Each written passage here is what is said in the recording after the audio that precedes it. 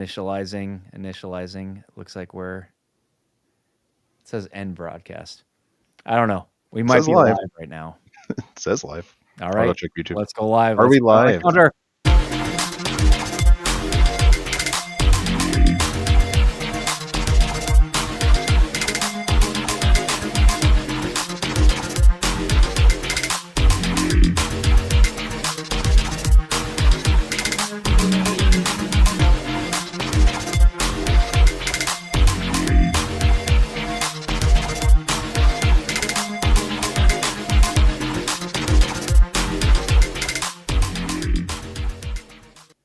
All right, welcome. This week we're trying out a new streaming software, new to me at least. New to me EV too. Mux. Okay, so you're a new one to this one too, Kratos. Yeah, but it seems pretty straightforward. So It is super easy. Like I went through a training kind of session, I guess, or a test out with Mo Zamboni, and they liked it a lot. They know, like the ins and outs of different things, and me being a noob with it, I gravitated towards it a little bit more than Restream, so it can do a lot more of the stuff that I want to. So I'm gonna give this a shot. So Drew Outstanding, the outstanding vet here. I've had one crazy day, lots of streams and interviews and media and all kinds of stuff. Even got to the range today, so that was pretty nice. cool for a little bit. Yeah, for a lunch kind of What'd you range shoot? with a 9mm. Okay. So just a Glock 9mm. Pretty simple. I wanted to bring more. I don't know how much to get into this with YouTube, but yeah, do more. But maybe another time. But it was fun to just get out there. I got a membership, so good to Nice. see a good army buddy and have a good time. But yeah, it's been a wild day, but looking forward to talking some physical media because Yeah. Same. that's our history. That's kind of what's currently going on. So we're going to talk current themes, basically current IP of Hmm. what's out in the theater right now. So right now we got Mission Impossible that's out there. So huge long line of Mission Impossible movies. Some good, some bad, some in between.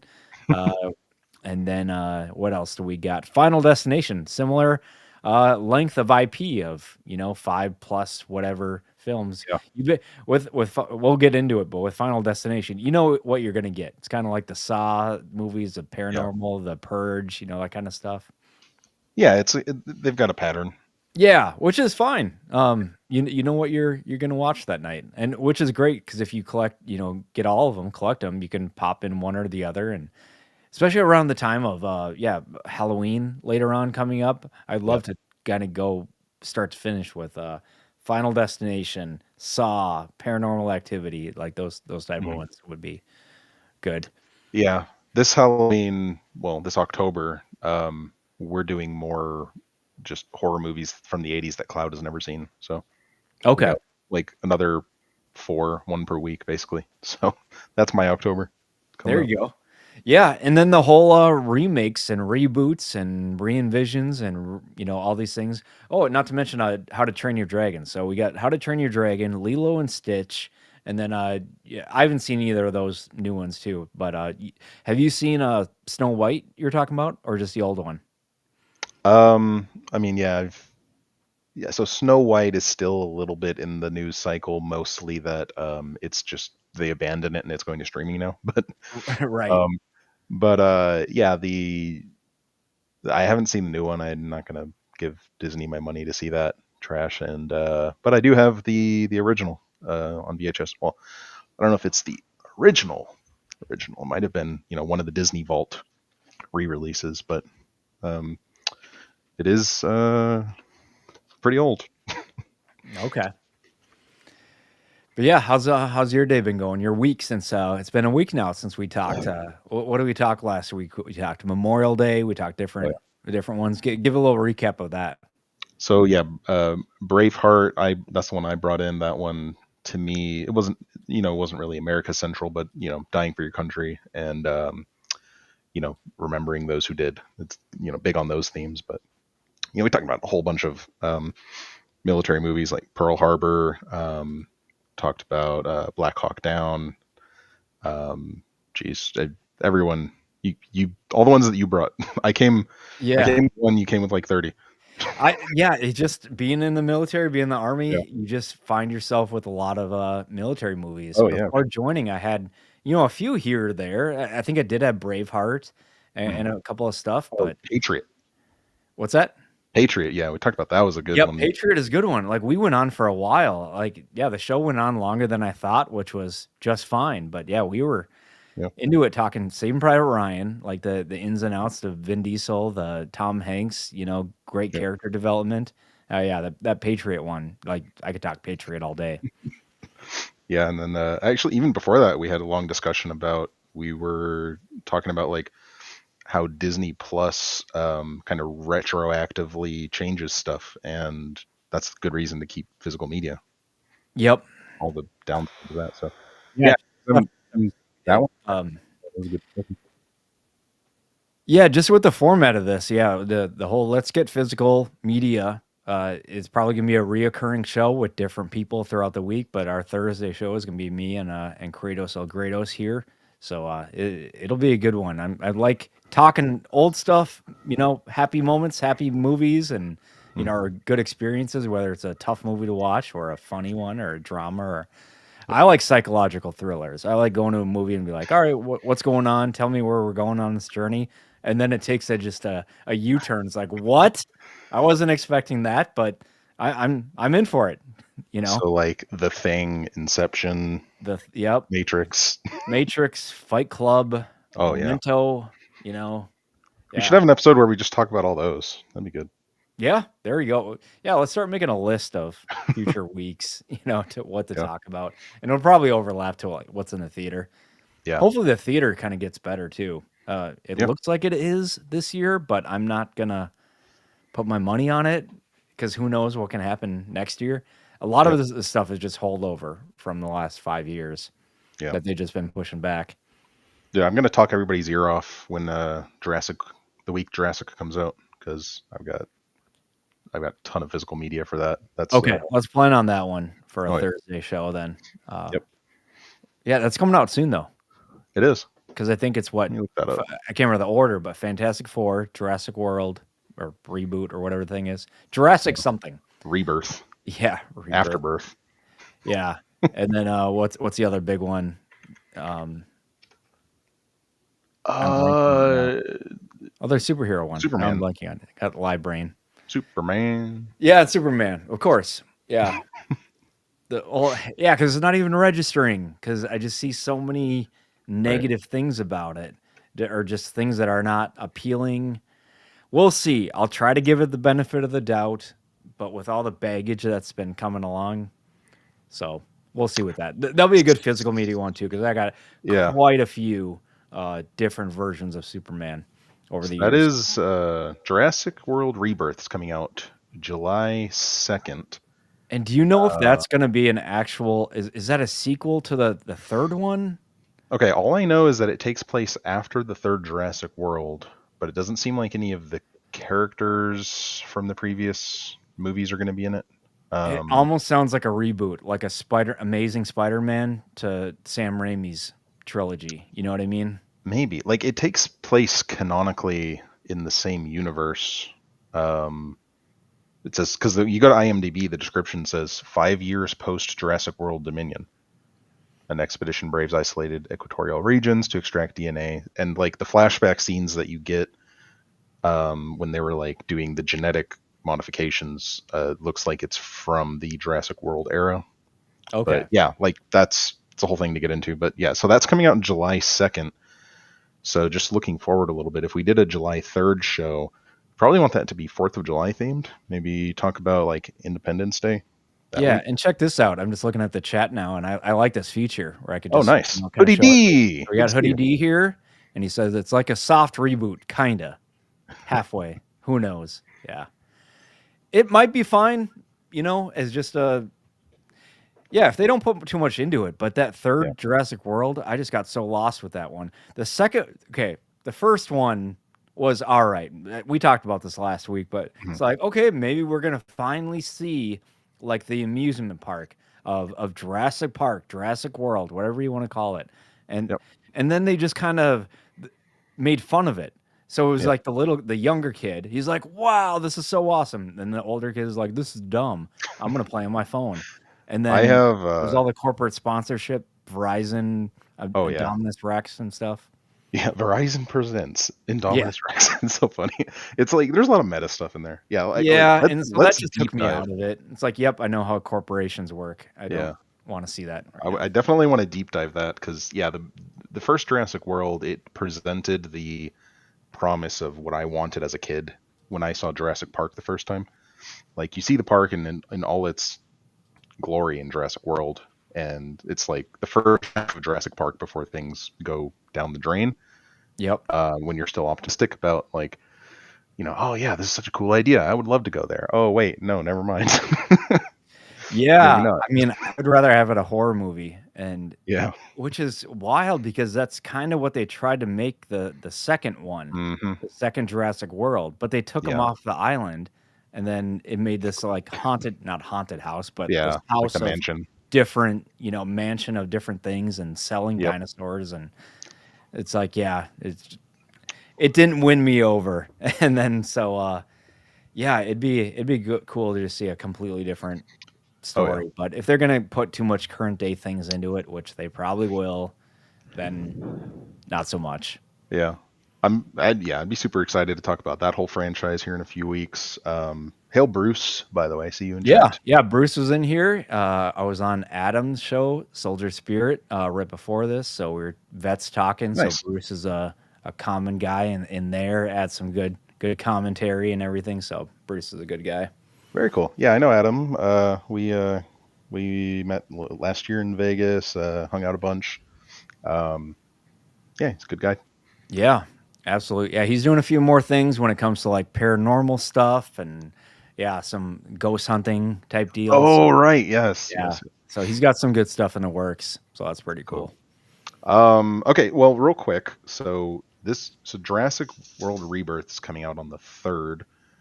Do you not to do like planning on live, but like if you did July 4th themed stuff on that 3rd, which is a Thursday, would you want to do the Jurassic one a week before that or a week after?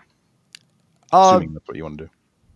yeah, we can figure that out later. But yeah, I like the idea of the Jurassic or the July 4th one for patriotism type Yeah, yeah. things.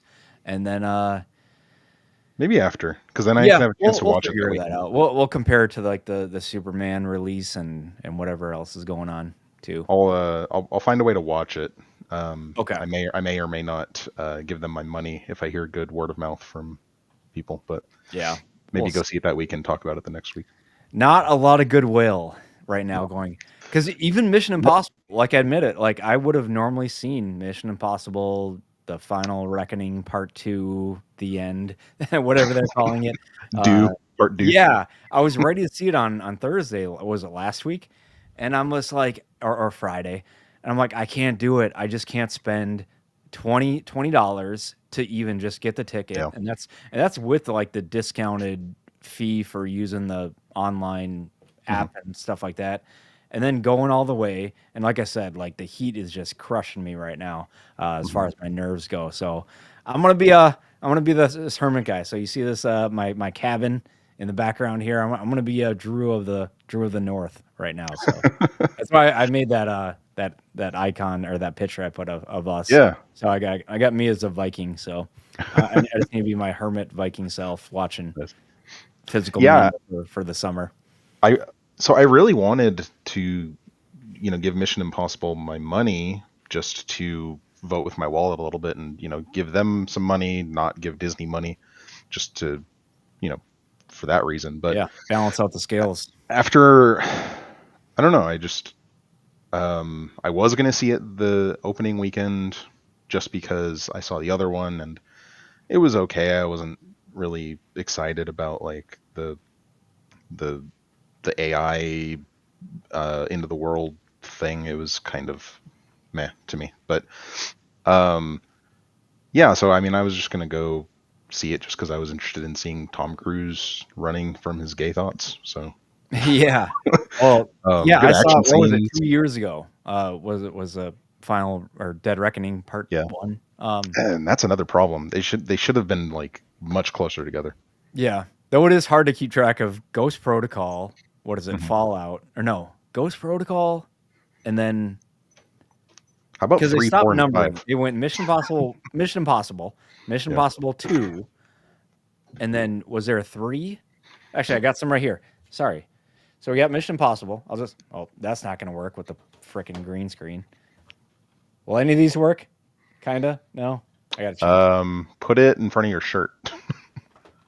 Like hold it next to you. Yeah, that Okay. works. A little higher because OG. your name's blocking it. Yeah. OG Mission Impossible. And I Nice. got a collector's special collector's edition. I saw a video recently of Tom Cruise talking about that iconic scene where he's hanging down and Yeah. how like they were trying to get the shot, right? And so they had to do it multiple times and he kept like losing his balance and like hitting his head on the floor. And Like so that's good like acting. but like the scene where he did finally get it, he was so nervous and he was tense and he's like, "Did you get the shot?" And then the director is like holding it longer than normal and he's like, Oh, really? "All right." Yeah. And he's That talking, moment was great because I remember that now, where he yeah. just drops down and catches himself, Yeah. like And so close but to it. but the tension is real because he's trying to get the shot. Like Yep. he was doing it over and over and over again. So you finally, you can see he's really, really, really trying not to touch the floor. And that's what you get Yeah. with like real stunts instead of just doing it CGI or whatever, green screen. But like it was kind of funny in the interview he was talking about how like the director, he was holding the he was delaying saying cut. He's like, all right, fine, you suffered long enough, you can cut.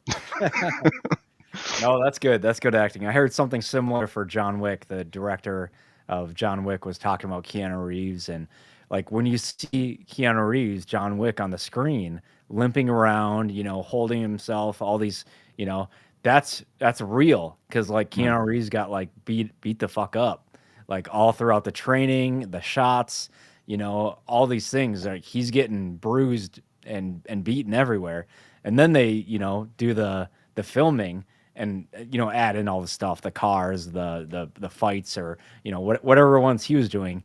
So when you see him stumbling around in pain, more than likely he said something like 9 out of 10 times that is Keanu Reeves in pain Mhm.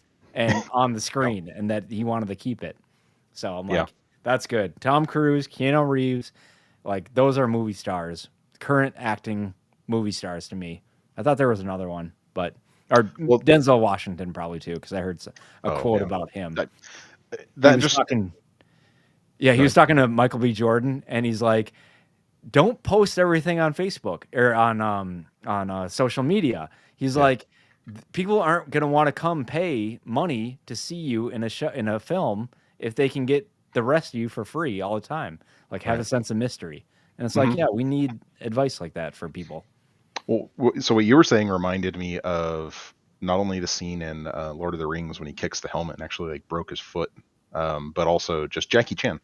Jackie Yeah. Chan doing the stunts, and um, there's that one movie where he like broke his ankle doing a stunt, and he had to like film the rest of the movie with a thing on his foot that they gave him like a sock that was painted like a shoe, so it looked like he was wearing a shoe still, but it's Oh, actually a cool. cast on his leg. Just like devotion to doing those kind of things, like you see, John Well, Wick yeah, and you got to see it all the way through, and you got to yeah. give your best performance. And there's still filming and shooting and stuff like that going on. I mean, more nowadays, they call it, fix it in post and stuff, Hmm. and it's like, yeah, I guess so, but it takes the magic out of it. Like Liam Neeson, like when he was talking about Star Wars and stuff like that, I got done with the prequels, and then Oh, the that's new another ones one. were coming out, and then he even said, he's like, nah, he's like, the magic is gone with it, and it's like that was such a perfect line. Whereas it's like, yep, the magic is gone. It's still Star Wars. It's still called Star Wars, but Right. it's not the same feeling. Which is funny because you'd think Disney would be the primary exporter of magic. Yeah, you would think so. But But yeah, dude, Star Wars, that's another one with like Ray Park as Darth Maul, where oh yeah. you have like I think that's one of the things the prequels definitely outperformed the original trilogy on, was the choreography and the stunts of like Yep. the lightsaber fights. fight where choreography, yeah, the oh yeah, lightsaber combined with the music too, so you get yeah, the the music. Duel of the Fates in episode 1, yeah, for sure. But yeah, the devotion of the actors to actually, learning all of those, the different like lightsaber combat styles, and just compare that to like the CGI mess, the fix it in post, like you said, with Rey in that one scene where like she, her and Kylo Ren are fighting all the guards or whatever, and Yeah. it's just a mess. They're like, Yeah, it's like that not was actually fighting. that didn't look good, and which is tough because like, you watch it, and it's like, "This doesn't look right," but you're either alone watching it, like, in a movie theater, next to somebody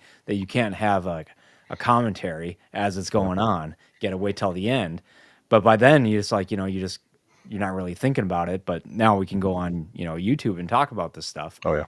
but yeah, it's just like, but now we watch it and be like, yeah, that scene in the throne room, Yeah. it just looked like a dance party. It It, looked like, you can tell she's not trained in, or at least it's not choreographed. Maybe she had some training in like how to use I never saw her training. I saw training from Hayden Christensen. I yep. saw training with Liam Neeson. All these people.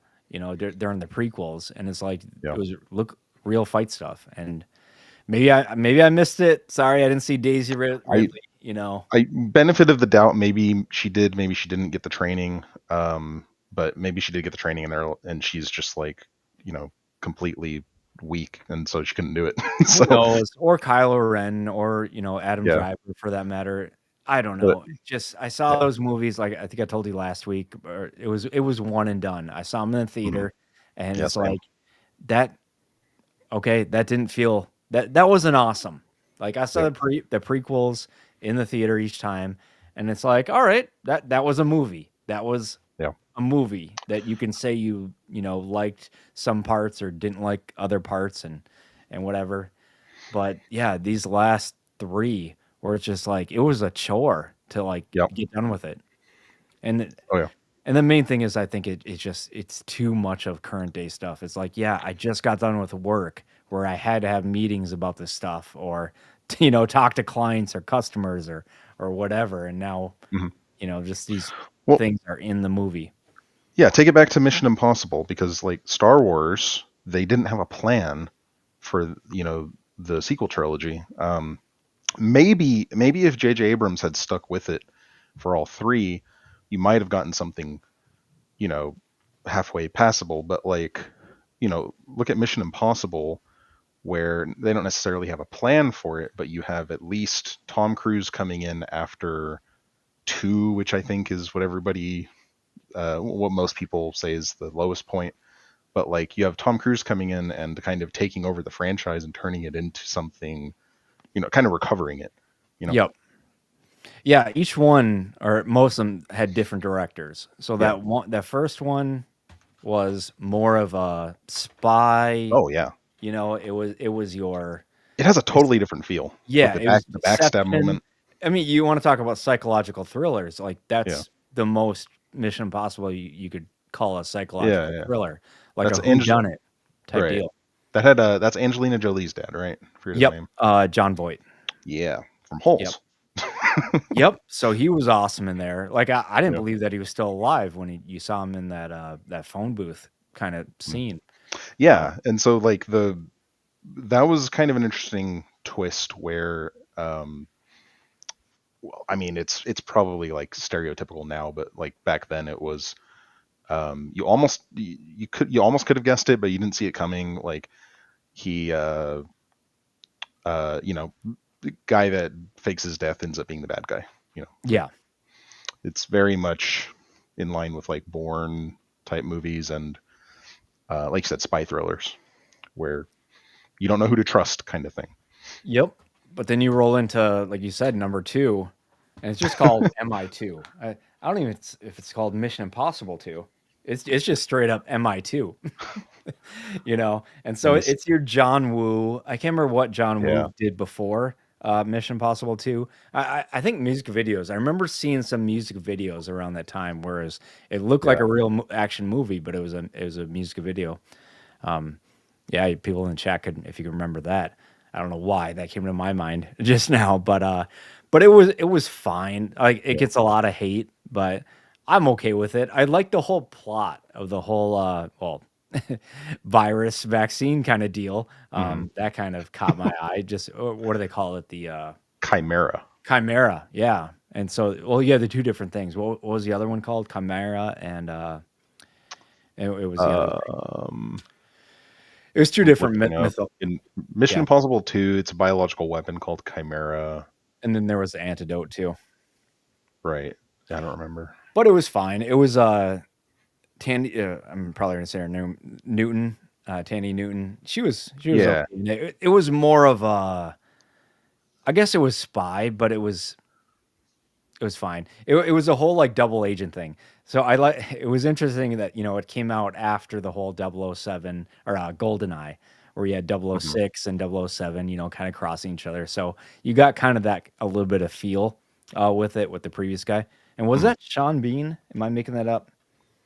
Who was the Sean antagonist in Bean. MI2? No, it says Doug Ray Scott. I have it open right now. Yeah. Okay. Not Yeah, Sean I'm thinking of Bean. different guy. But yeah, so Brendan Sean Bean Gleeson and is in it. Goldeneye. That's where I'm thinking of. Sean Bean and Goldeneye. Right. But anyways, but yeah, so then we go to MI, and this one I think just says MI3.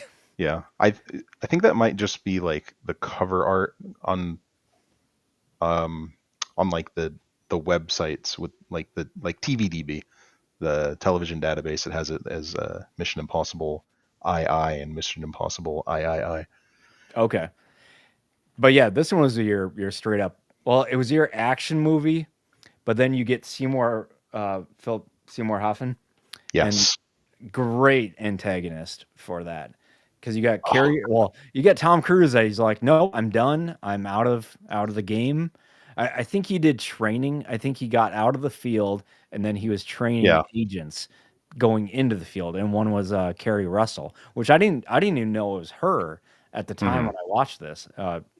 Mid late 2000s Hmm. because she was only in a couple different things at the time. She was like, uh, was she Felicity? I'm messing this up. I She was a think so, yes. CW show back in the day. I didn't watch it. I knew it existed, but so she was in that. Then she went on to do a couple more things recently, or last decade. She was in The Americans, which she did an awesome job. Hmm. One of the Planet of the Apes movies, but yeah, Carrie Russell's been.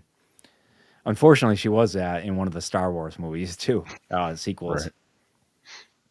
Right. Um so yeah, this was the first one that Simon Pegg's character was in, right, Benji? I think so. Yep. Ving Um Rhames, I believe Ving Rhames has been in every single one. yeah, yeah, he Luther. was in the first one.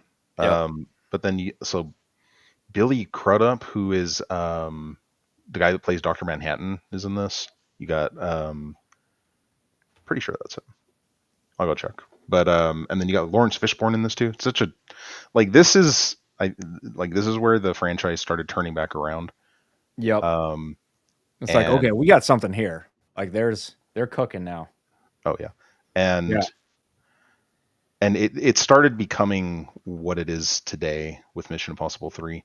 But yeah, like Philip Seymour Hoffman, that whole encounter at the man, just the way that um like climaxes in that movie is amazing. There's Yep. I don't want Well, to go through the yeah, whole as thing. soon as yeah. Well, first, you see Phil. I actually just recently watched this too because I'm like, is Right. it that? Do I remember it being as good as it was? And I watched it and I'm like, yep, this is on point. What? You see him in the freaking dance or the ball or whatever, and it's just like, oh yeah, it's just some dude or whatever. And then Uh, the Tom Cruise puts a mask on, takes him and stuff like that. But then you get that helicopter scene or yeah. whatever, and it's like, wow, because like I don't know how many actors can do that because, like, obviously they're in a movie scene. It's not real. We perceive it to be real, and you could have a bad actor that would just kind of phone it in, Mhm. but and remain calm, obviously. But you get Philip Seymour Hoffman, and he's like remains calm, but that's his character, and he just wants to know the guy's name. He wants to know Ethan's name, and at first, Ethan's isn't telling him it, but Yeah. then either he said something that clicks where yeah, you think Ethan's just gonna like kind of throw him out, torture him in a way to get him to give information because they're on a time crunch. But then, like, it goes so far where Luther's like, telling his name, Ethan, stop, Ethan, Ethan. And then you don't even know if Philip Seymour Hoffman hears that because he's Yeah. hanging outside of a helicopter. But they Right. pull him back in, and then he's like, you have a lot more things to worry about, Ethan. And then it flows right into like, kidnapping his wife, getting him out of there. He already knew that people are coming for him because he's so well connected. But yeah, Mhm. amazing movie. But yeah, and it's directed by J.J. Abrams. So Yeah. So you know Aaron whatever. Paul. Aaron Paul is in this, and so is Greg Grunberg. Really? Wow. Oh yeah, like minor characters. I think I don't even remember seeing them. Yeah, Um, yeah. Going back to like Sam Pratt Ryan, just like the small key actors that go yeah, on to be bigger things. it's 2006. So yeah, this was before Heroes. Greg Grunberg is the guy that can read minds, the cop in Heroes. Okay. Um, and he's in all of J.J. Abrams stuff, so it doesn't Yeah, surprise they're me. buddies. They're friendly nepotism, Yeah. whatever it's called. But If it Aaron makes Paul. my Uh, my my thing on that is if it makes sense for the character or the movie, then yeah. fine. But this whole going back to current day, James Gunn with his brother and his Right. not his wife. Is it his wife? Yeah, Yeah. that plays hardcore and stuff. Mhm. It's like there you can have too much of it, you know. Yeah. Yeah. I mean, if they're throwaway characters, the cameo is fine. Like, I think the other one that James Gunn likes to use a lot is the guy that played Yondu. Forget his name. Um, but he was in because James Gunn directed Super, didn't he, with Dwight from The Office? I This is way off tangent. Yeah, I'm forgetting. I know I've seen it, but it's been a I'll look while. it up. But yeah, Walking Dead was Yondu Michael. I'm Yeah. blanking on it now. But yeah, that guy's awesome. He Yeah. was the So brother of Daryl okay. in Walking Dead. So 2010, James Gunn directed Super. So Rainn Wilson. It's kind of in line with Kick-Ass, Yep. where a dude that is just a normal dude, but he like starts being a vigilante and just like hitting people over the head with a big wrench, and Oh, it's sure. it's kind of interesting. Ellen Page is in it. Let's see, Sean Gunn. Yeah, so his brother. There's his brother. Um, but yeah, what's his name from Walking Dead? I'm trying to find his name. Michael Michael Rooker. Rooker. There you go. Yeah. So yeah, Yeah. he's in a bunch of James Gunn stuff too. But yeah, he's the exception because he's actually a really good actor. Yep. Which is awesome. Yeah, I've seen him on and off screen. Yep. Seems like a decent guy. But yeah, and then yeah, you go from Mission Impossible 3, and then it's yeah, pull up the list of in order, but I believe it's Yeah, you got Ghost Protocol Ghost next. I got it. Protocol. And is that the one with Jeremy Renner Jeremy is in Renner? this. Okay. So they're Which is trying to set up Jeremy cool. Renner as kind of the handing the torch off thing, right? Yeah, I thought it was gonna be more like that, and it seemed fine at the time, Mhm. but he didn't stay with it. Paula Patton I'd as have to watch that Jane. one again. I have not seen Ghost Protocol, I think, since it Yeah, was I'm released. I'm also fuzzy on this one. I recently watched 1, 2, and 3 again. But yeah, these other ones are not fresh in my memory. Okay. Which is Uh, great because, like, now when I'm at a estate sale, garage sale, whatever, I can look for Ghost Protocol, Rogue mhm. Nation, Fallout, Yeah, you that's the know. order. Yeah, those are the 3 now. But yeah, and then Rogue Nation, I thought that was cool. It was a cool twist on because what Ethan gets the message like he normally does, Mhm. gonna be self-destruct, but there's a twist on it. Now the guy's actually talking to him, and he's like, "You're the one that I'm trapping, I got you, motherfucker." Like, Freaking Alec and he's Alec like, Baldwin. "This isn't gonna be the way you're used to it." Alec Baldwin as the CIA chief, Yeah, fucking Alec Baldwin. Yeah. right?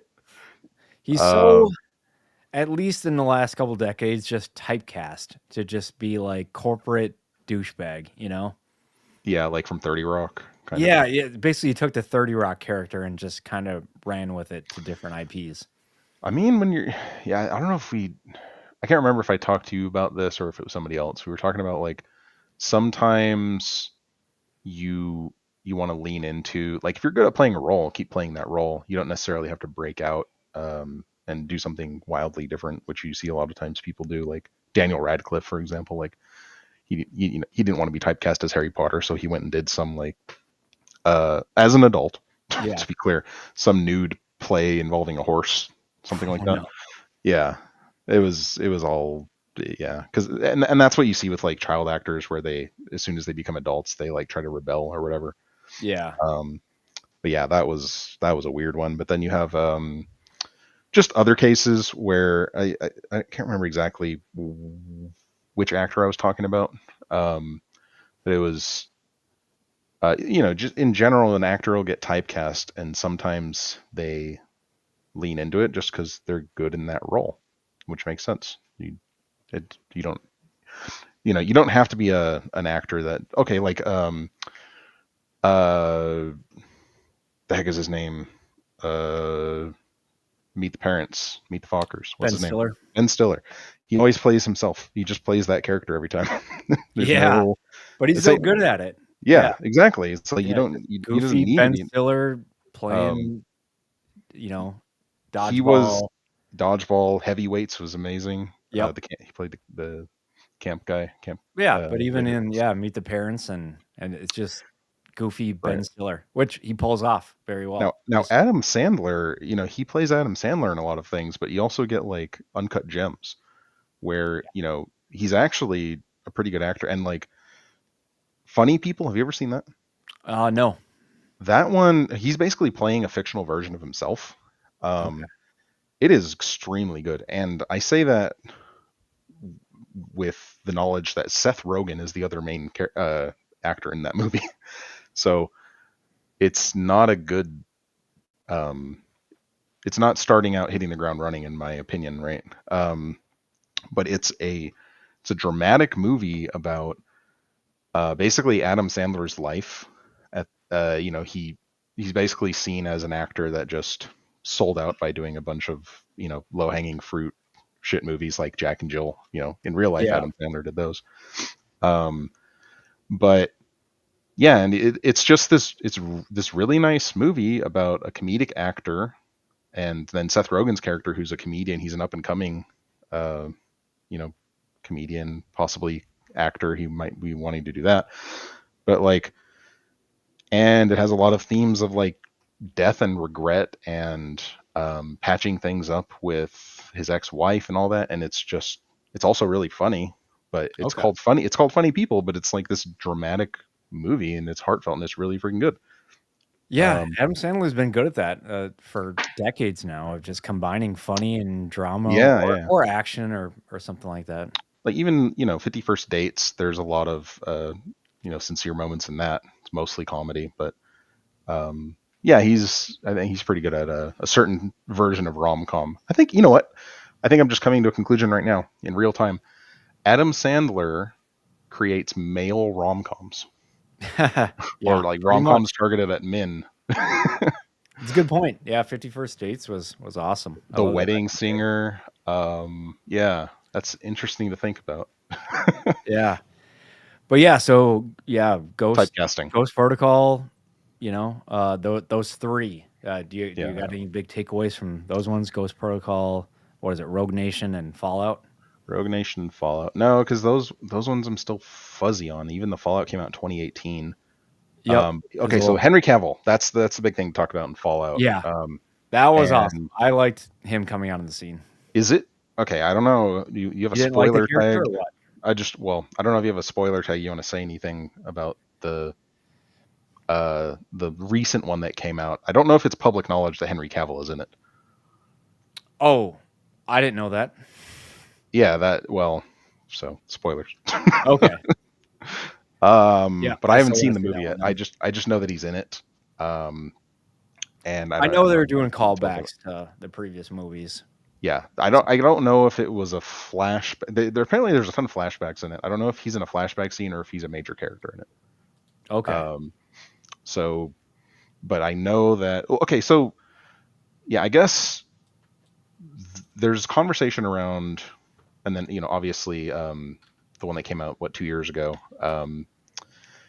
It was, I think, it was the thing that theaters needed at the time. It wasn't Yep. necessarily the best movie.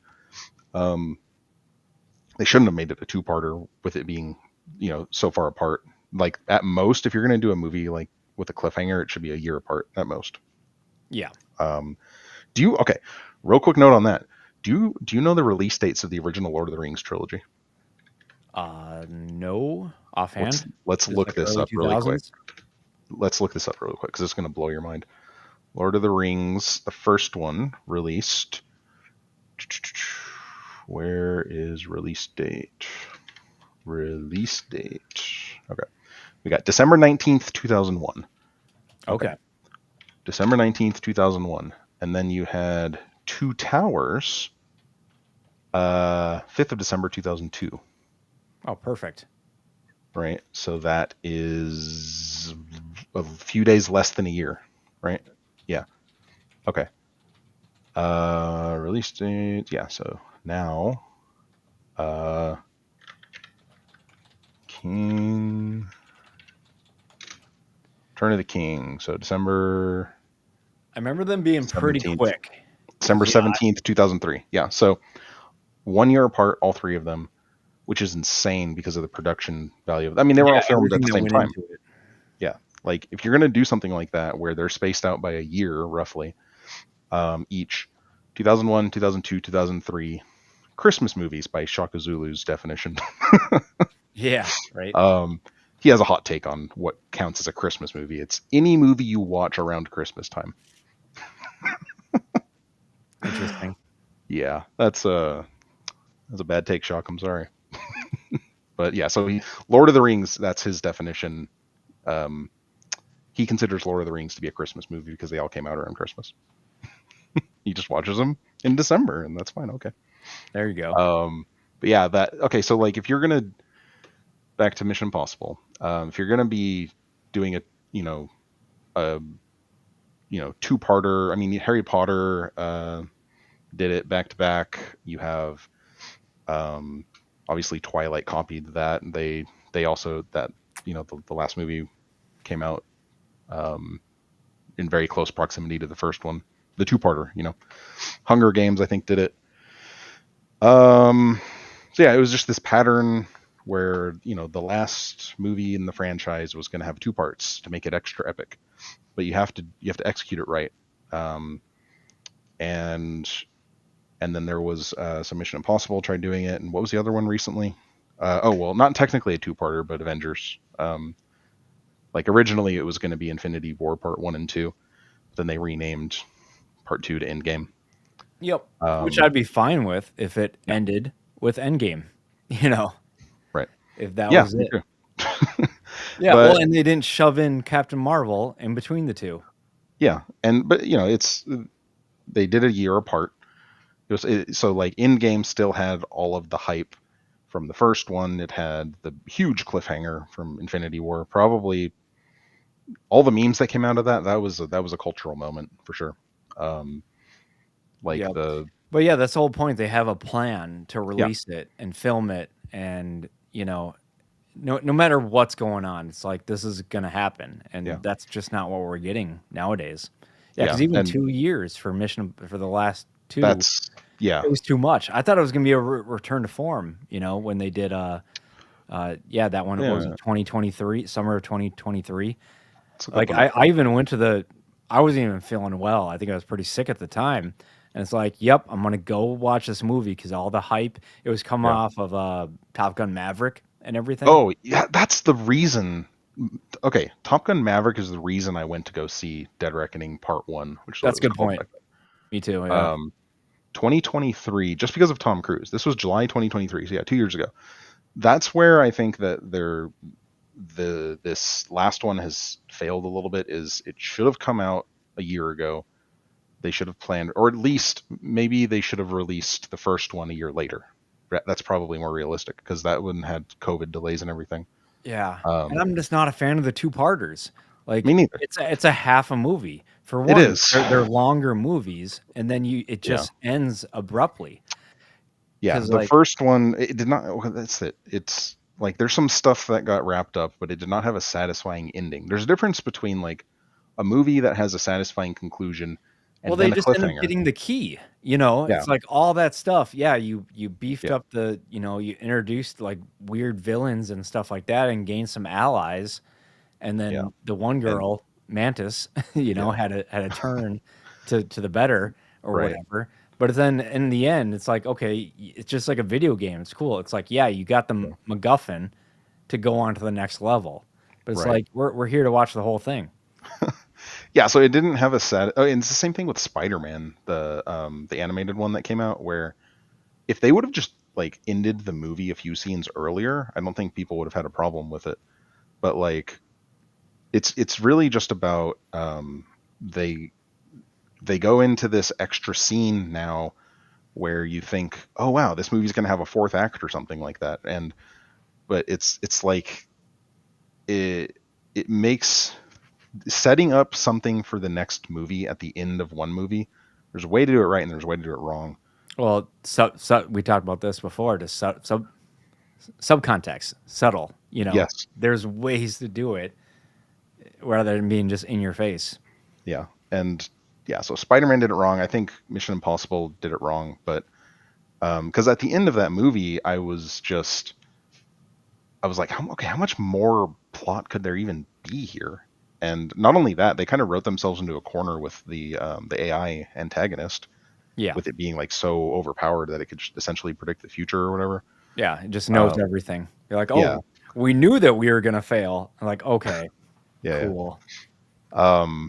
But yeah, I just if they were released closer together, I think it would have been better received. But the other thing that I'm hearing about this new one is um, it seems like there was a lot of effort put into it being a send off for the franchise and less effort into it being an actual good standalone movie.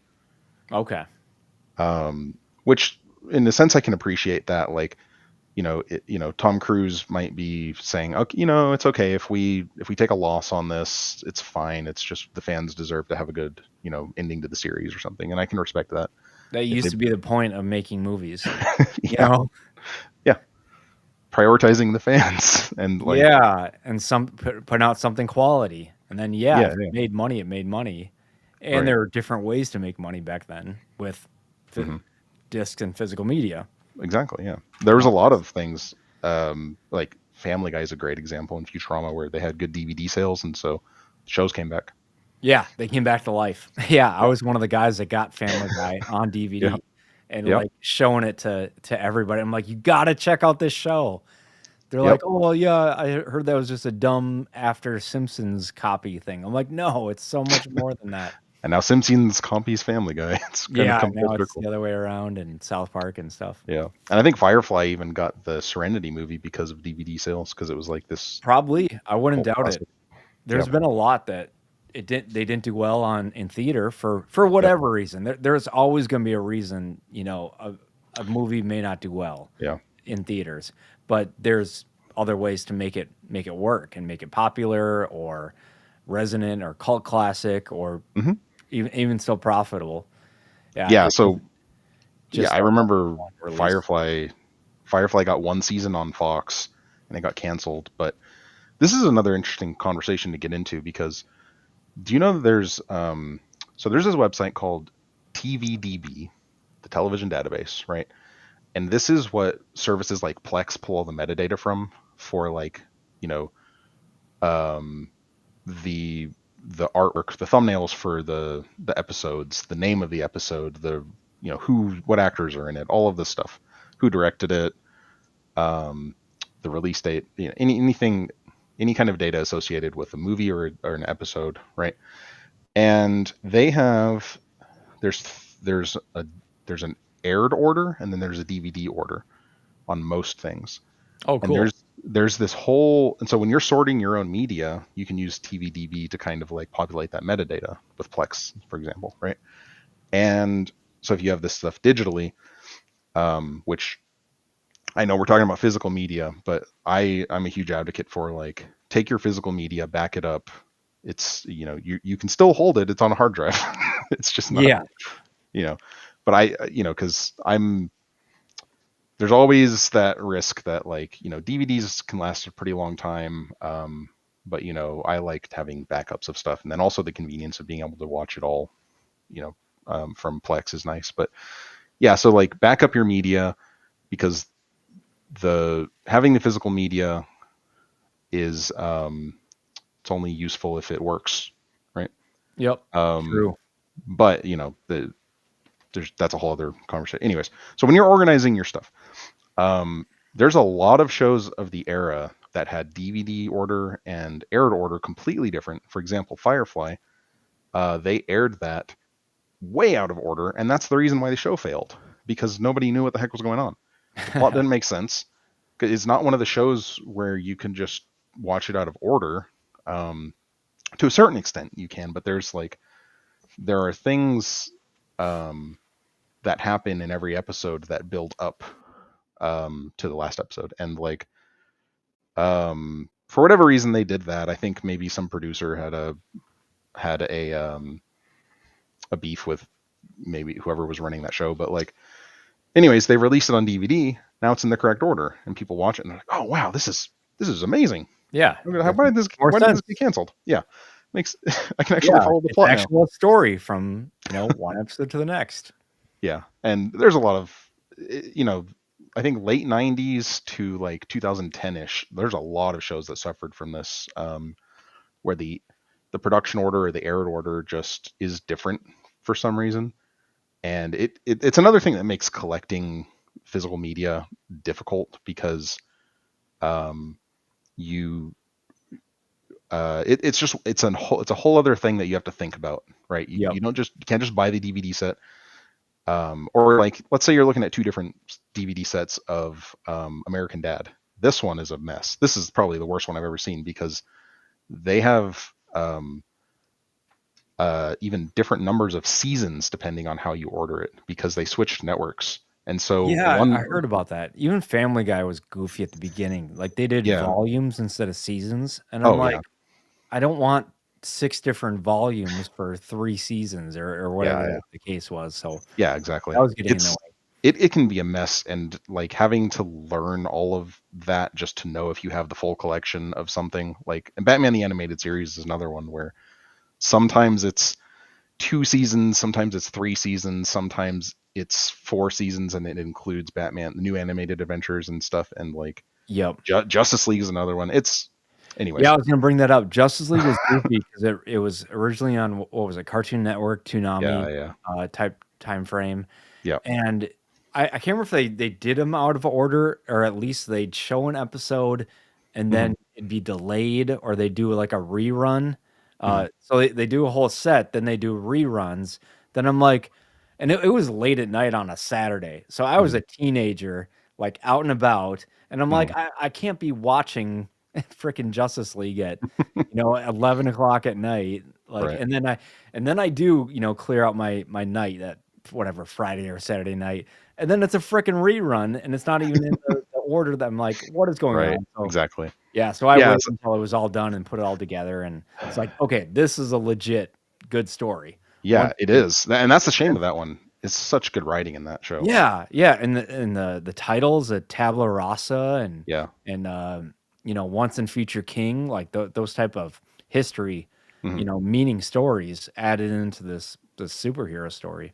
It, Yeah, that show I think fleshed out the DC universe better than anything, right? Because it was building on Batman, Superman, yep. even Batman Beyond, Static Shock, um, the Zeta Project. That was a real bad one, but Yeah, yeah, it was building on all those, which is a good thing when you keep similar, studio or whatever yeah, animation heads and stuff like that. I think it was Angela Romero was like the casting director, so she's yes, the one or one of the people known for getting all these right voice actors. I oh don't know yeah. if she got Kevin Conroy, but she definitely kept him in some good roles.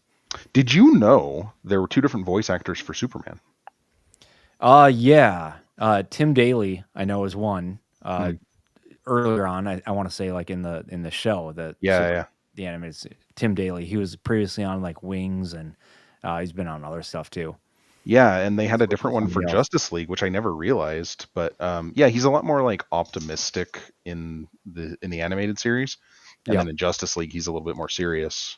He Which has, is fitting because, like, at the end of the animated series is when Darkseid turned him over, yeah, and you get that kind of Red exactly. Sun type deal. Yeah, Uh, yeah. and you get So, those iconic lines that he has towards the end of Justice League too. But yeah, yeah. and anyways, we're down a whole other tangent again. Yep. But So, Final Destination. Yeah, I yeah, you think want we to talk put a about good bow on Mission Impossible. I that? still Yeah. need to see the final reckoning, whatever. And then I was gonna go this week on Tuesday, but it was already replaced in the big theater by I probably Lilo and Stitch or something. Oh, that's what I was gonna. Sorry, I never finished my thought. Yeah, I Oh, was okay. gonna go see it. I wanted to give them my money, and then my buddies were busy. We were gonna go see it as a group, and that fell through. The opening weekend, and then one of them was out of town this past weekend, and so yeah, I think I just missed the boat on it. I would have seen it, but I'm just like I'm not excited for it. There's like I wanted to just go and have a popcorn flick and just give them my money, but like with how long it is and with the word of mouth, I'm just kind of like Yep. demotivated to see it. So That's that's kinda how I unfortunate. was, and Yeah, even on the cheaper Tuesday ticket, it was still, like, 15 bucks yeah. or 10 or whatever it's like, and I'm like, "Oh my gosh, like, I could do so much better things with this time," and I was expecting the big theater too, but, man, you wait not even 7 days, just over the weekend, and then it's already replaced with Lilo and Stitch, which Right. yeah, which we can get through that right now. Maybe we'll fly Yeah, through let's do Lilo that. and Stitch. So, I never saw the original one. Have you? Yeah, that came out when I was still of a childlike age. Okay. Yeah, it was a little after my time. So, See how but I old heard good was I? things. But then, yeah, I don't know. I've heard not a lot of good things for this current one that just like redid it and added things into it and stuff. Do I don't you know if want to you know got what? anything to say about it. Oh yeah, I can talk about this. But you don't want to know what's kind of hurts my soul a little bit is when you Google Lilo and Stitch, the original doesn't come up anymore. Oh no! So it's gonna be hidden. The It's gonna entire be first basically page of results is just the new one. so there's gonna be new people, Gen Z, Gen Alpha, that they're not even Ugh. know the original existed, Yeah, and they're and maybe that's just for search engine optimization right now because it's relevant, but maybe they're paying for it to come to the top of the search. But anyways, 2002, like real tiny up here in at the top, it says see results about the 2002 one. Yeah, so I was 12 when that came out. So that was it. You said you never saw it, or you just didn't see it when it came out. I never saw it, and I never came back to it. I have no It's reason not to, but it's a great, especially if you have pets. Like it's just a really good pet movie for one, okay, because but it's like you have this kind of broken family. Two sisters, their parents died, and the older sister is responsible for the younger sister, and there's friction. She's kind of a brat, or the younger one, Lilo, is kind of a brat. Her older sister is kind of just like she's making ends meet, and it's hard for her, and she's frustrated, and she wants to go do her own thing and all that, and she was put into this position. She didn't ask for that, it's all this kind of stuff. Um, and then you've got Stitch, who's just this little shit alien who um he's got his whole thing. He was the science experiment. He escapes. He was going to be like put down essentially. yeah. um he escapes to Earth, and he just disguises himself as less alien and more like koala kind of dog thing, whatever. um and yeah, so like Lilo finds him, and she becomes less of a brat. He becomes less of a little shit. And What year was this? 2002. Okay, I was trying And to remember because like Futurama did the little animal thing from outer space oh similar, yes, right? Nibbler, Yeah, yes, Nibbler. So that's what I knew. I watched Futurama. yeah, yep. I wonder if that's And then he correlated. ends up being like a super genius. Yeah, I know. That was funny. But yeah, so like and so the whole movie is just themed around family, and there's this line from the movie Ohana means family. Um and it kind of, there's the conflict around, the other aliens are trying to track down Stitch so that they can kill him because he is a like a menace basically. They show him just being the worst thing, and like, he learns the values from Lilo. And it's just this kind of thing where they all come together. They end up being a family unit at the end, and it's Yeah, nice. And that's cool. then, Yeah, good moral story for sure.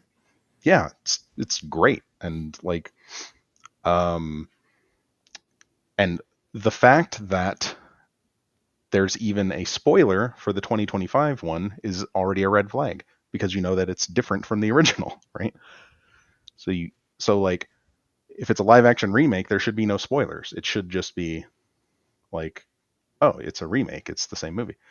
Yeah. And I haven't seen it, but from everything that everybody's talking about, at the end of the movie, the older sister is like, okay, I'm going to give you up to government custody and go pursue my dreams and go to school in Colorado. And they live in Hawaii, by the way. And like, what a terrible way to change the movie for many Oh, so reasons. they changed it up. So it Yes. felt like the same movie, but then they hmm. And they do that little twist at the end, the rug pull, and to be fair, she has like a portal gun, so yeah, she can go back home anytime she wants. But that's stupid. Why doesn't she just stay at home and just use the portal gun to go to classes? It's all dumb. And why is she going to like marine biology school in Colorado instead of freaking Hawaii? None of this makes sense. We need more women in STEM. Exactly. That's that. It's all because of that. And like, give up your responsibilities. The government is your uh, sugar daddy. Just let the government take uh, custody of your little sister. It has all this, a lot of read between the lines political messaging in that one change. Yeah. And like, even just like, themes about not keeping your own kid because you want to go pursue your own dreams, and so justification of I don't know if you can say that word on YouTube. Anyways, you know what I mean. Yeah, I hear you. um and so like, yeah, the change that they made, it I think a lot of people uh felt betrayed by that because it, there's a lot of other changes in the movie too that are probably forgivable because it had a really low budget and they couldn't do CGI for the aliens. Um, there's like some main characters that aren't even in the movie for that reason. Okay. Um, and the but the one of the other big differences is that they did not make Stitch a little shit menace. They just made him perfectly adorable from the beginning, which Oh, totally just ruins his developing character his arc. Yeah, yeah, that's too bad. and they um, you lose out on the character development of him when you just make him perfect from the get go. Um, I don't know why they made some of these decisions. Clearly, there's people involved in that show that they don't know what they're doing. But yeah, I don't have any. I thought I had the VHS of this, but I couldn't find it. I think maybe my nephews have it. Okay. Well, Because maybe that there's will send you on an adventure to find the yeah, but Lilo and Stitch. what I do have is something that's a little bit here. Let me see if I can get my other camera working, or my. I'm gonna join the broadcast from my phone. Okay. Let's see. I'll add it Can soon. is the camera even on? It's showing something right now. Oh, okay. A I thumb. can't see it on my preview. Oh, there we go. There we go. Okay. Yeah, that's my table and my finger. Here's my finger. Okay. So what I do have is Snow White Oh, VHS. there you Look at go. that. Now I don't know if this Masterpiece collection. right. So this one I would have gotten when I was a kid. Let's see. I can't like the aspect ratio on this is weird. Anyways, here, let's open it up and see what's inside. Oop, there we go. VHS. Wow. Good condition. This is probably worth like probably good. I mean, it's got some. Can I see? It's really hard. There's a delay in the video, so it's hard to like point it at what I want to look at. It's got some damage on it, but like, yeah, this is. How far can I zoom out? You're just gonna see the rest of my desk. Yeah, I watched this a ton when I was a kid. I don't know. I don't think this is the original Snow White VHS. This looks like maybe they took that Yeah, it's a vault at some point. redone. So what Um, Disney would do is they'd have the vault, so they'd have yeah, all their movies in the vault, and then every once in a while they'd pull it out for a release, and that yeah, would get people pumped for it. Like I remember just seeing it like at Target and at Kmart. For those of you who yeah, remember Kmart, yeah. and My then it sister would worked there.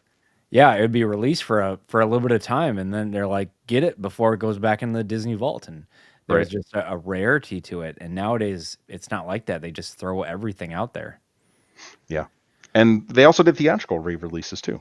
Because before, I mean, Disney's been around for a long time, and so even um, I'm trying to turn my phone thing off. So before VHS existed, before home video was a thing, they would do the theatrical re-releases. Yeah. That kind of introduced the idea of the vault, which was like, we're gonna release this movie again for people to have a chance to watch it who didn't get to watch it 10 years ago.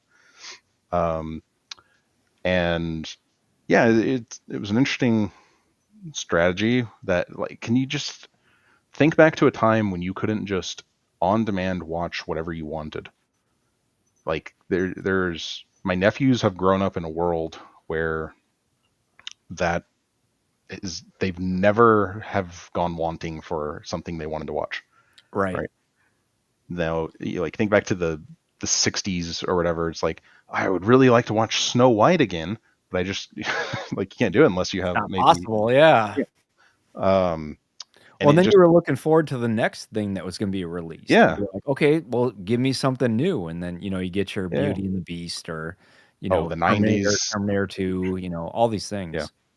um I know I mean I wasn't alive back then, but I know like Cinderella was a big one when that came out. They started doing more of the classic, fairy tales. Yep. You know, this is on the topic of the live action remakes. Um, I'm comparing that now in my mind to Disney. A lot of the animated movies that they made were not original. They were remakes. They were animated remakes of other fairy tales. So maybe the live action remakes are more authentic to Disney than everybody's saying. Because I Disney, guess so. the original animated ones were remakes to begin with, so maybe Well, that's it just just holding. depends on who's watching them and who's growing up with them, and then you get to see Right. the new version. We all know the older versions on the physical media or whatever we kind Yeah. of grew up on. And I compare it to like Ocean's 11. Like I saw Ocean's 11, George Clooney, Brad Pitt, Hmm. just and I thought that was it. That was what Ocean's 11 Yeah. was. And Yeah. then I go back and I find out that oh, there was the original, the Frank Sinatra, like all this stuff. Yeah. And that one's good too, you know. That's But I just that's some. wonder the people that saw the original Ocean's 11 and then saw the new one and be like, is that garbage or did they respect it? I don't Yeah. know. There's another one that you might not even know about. I found out about that recently too. I didn't realize that was a remake. Yeah. Um, but did you know Fast and the Furious is a remake? Uh, Is that kind of mind from blowing? what's that? No, I think I know what you're talking about. Point Break. No, there's a movie called Fast and Furious. Oh, I didn't know that. Um, Let me just look up Fast and Furious original. No, my joke, and I've heard this from people at the film I know what you're theater. going for though. Yeah, Fast and Furious is just the new version of Point Break Yeah, because yeah. there's the same thing. FBI agent Keanu Reeves goes undercover with instead of surfing, it's Street car Racers. street racing. Yeah, Yeah, it's the same movie. it's the same movie, same premise. And then you have some, there is some justification for the criminals, and Yeah, you get a sympathetic. little, yeah, a little bit of that. But Fast and the Furious 1954 is what I was talking about. Okay. I don't know if it has. I've never seen it. I don't know if it has anything to do with the plot of the new one. But here's the the description. A trucker framed for murder breaks out of jail, takes a young woman hostage, and enters her sports car in cross-border road race, hoping to get to Mexico before the police catch him. The Fast and the Furious, 1954. Interesting. Well, Yeah, back then there was no physical media. right. You watched it in the theater and that was it. You know, Hmm. there was nothing Unless to. you were unless you were one of those people that had like a home theater and you had reels of film, right? Yeah, I mean Like that'd be I the only way. But like, who did like that? How did that? yeah. How do you We even could make ask that happen? Gary. I'd imagine Gary, when he was having his midlife crisis back in the 40s, he probably had a collection of those. Right. So go check Yeah, out FNT. could be. No, it's wild to think about. But now that's the thing with our generations is like we grew up on this stuff. So when you take what we grew up on and make it this new version and then Hmm. try to sell it to us, it just doesn't always work out. Some will. I'm not saying any reboot, remake, re-envision, whatever is going to be bad. They're all going to be bad, but it Right. just seems like that's the exception, not the rule. Yeah. Is they're just not going to be good, and the real test is going to be if Gen Z, Gen Alpha like this kind of stuff, and Yep. I don't think they will. They're gravitating towards Minecraft, and I'm not. I was never into the Minecraft thing, but a lot of people are, and they went to the theater to Yeah. get that interactive experience. Yeah. And that's a lot of people compared that to like a Rocky Horror Picture. It's really more about the meme. They're not going to the movie to see the movie. They're going to the movie to throw popcorn and have fun.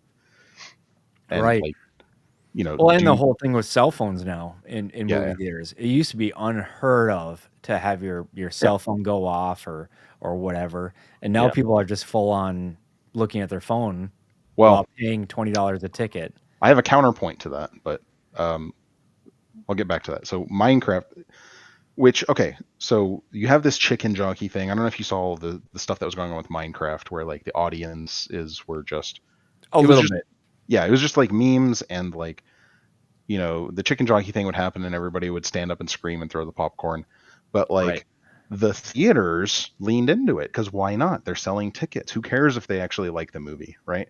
They just have to pay a guy to come in there and clean up the popcorn afterwards, right? Yeah, But they're filling out their theaters with all these kids who are just coming in there to have fun, and it's like, you know, my thought was, has this opened their eyes up to expanding the movie going experience? So, which leads me to what I was going to say about in response to your phones thing, Alamo Drafthouse. I don't want. Well, there's Alamo Drafthouse. There's a couple other ones like Flix Brewhouse. They are. Have you ever been to one? yep. Alamo Draft House in Texas. There's a Yes. lot of Studio Movie Grill, Yeah, and yeah. then even the closest ones are having more of the just the full on bar and everything you can order from. But Yeah, so the idea is okay. So the big thing about Alamo Drafthouse is at the beginning of the movie, or before the movie starts, they they put a lot of production value into these. Sometimes they're really funny because they get the actors from the movie to show up and like record a little thing saying like oh, it'll be cool. something like Ryan Reynolds saying, "If you take your phone out during the movie, I'll come slice your head off," something like that. And Sure. like they play these things and it's like seriously, if you take your phone out or you talk too loud during the movie, we're gonna kick you out. If you have a problem, raise an order card. And like um yeah, and so like I for the past decade or so I've just been going there, and like when you're talking about $20 to go to like AMC versus uh and then get the overpriced popcorn versus going to Alamo Drafthouse and you have like a full menu, you get a burger or chicken wings or whatever for the basically the same price. Yep. Like that's a no-brainer to me. Like I'd go get, some people don't like that you have like the waiters coming by, but most of them are self-aware enough to like not talk over the movie or like not try to interrupt you while you're watching the movie. But like yeah, it's you have a little card, you can write what you want on it, you get food, drinks. It's full dinner movie experience, and you have like a little table in front of you, and like seats are comfortable, and you have assigned seats, which I know some people like that experience of lining up to a movie and like trying to get the good seats. I hated that. It's just too much stress. Yeah, that was a lot back in the day. I remember you had to um, line up to get the ticket to like a big right. movie. and Yeah. then you gotta come back and then get in line Yes. to actually get a decent seat. Yeah. So like waiting in line to get the seat was one, but like getting the ticket in the first place, when was the last time that you went and got a ticket for something like days, maybe even Like weeks in advance? 2011. Right? It just Yep. doesn't happen anymore. But like to Alamo Drafthouse's credit, like you go on, you can go to the website and get your tickets, and you can choose your seats, choose exactly where you. And if there's like not any good seat, like if the only options are in the front two rows, you're like, well, okay, well, maybe we'll see it another day, or let's look for another showing, and find one that has. I bought it like a couple days in advance, but most of the time I go on there, get the tickets, um, and but then you have like what seats you're going to be getting. Yep. You don't have to worry about um, that. To me, that was just stressful. It was Well, kind of and then it was it's fun, but less it's stressful. exclusive. Like Yeah, it's a bad thing in a way yeah, because it's less exclusive. So yeah, if you don't have the seat you want, you're not going to go to that one. So it's bad for the movie theaters because they're not probably going to sell out. It's like if yeah. you don't have They're that not going to seat, fill a it's like, theater. oh, I'll just wait 45 minutes or an hour and go to the next one.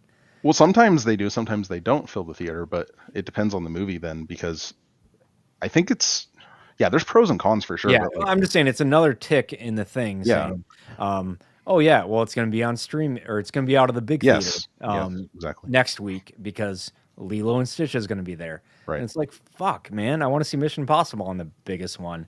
Or I guess not now. Or it's going to be in on streaming in 4 weeks, Yeah. you know? So I went to see on a whim with my girlfriend at the time. We went to go see the Beetlejuice movie. We just showed up, whatever seats were available. We sat there. So we ended up in the second row, which at Alamo Drafthouse still isn't that bad. But like that theater was packed because it was I think it was the day that it came out. And basically, it's not the kind of movie that I would care too much if I didn't get the most optimal viewing angle on it. Um, but yeah, so on one hand, the theater was packed. I still took the front seats. But then, like, if it was Endgame, like, I'm not going to watch Endgame from a bad angle. I want to make sure I can see that movie, right?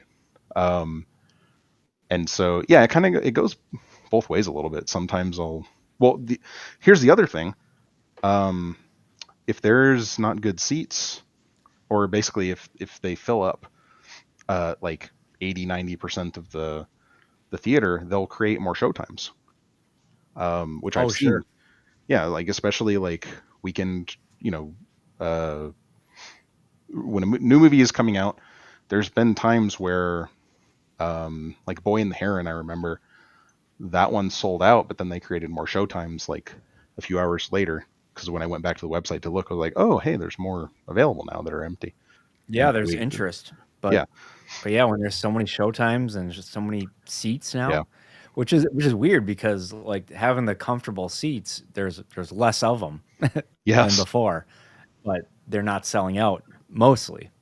yeah. We'll see Which, with Fantastic Four and stuff, but oh have yeah. you heard any word on this Final Destination last one that came out? All I know is that the black guy that's been in like all of them had a really good send off. Okay. I think I've only seen the first three or so. I know Ali Larder was big in these, right? Yep, the Um, first two.